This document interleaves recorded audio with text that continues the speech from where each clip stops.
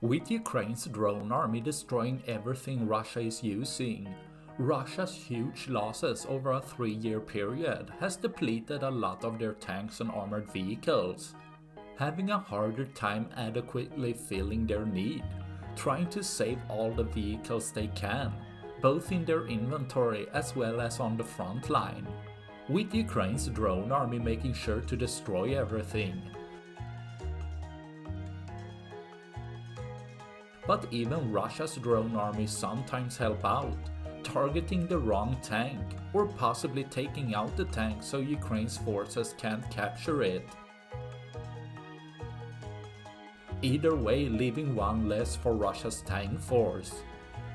That's all I had for this video. Please like and subscribe for more. Thanks for watching. Bye.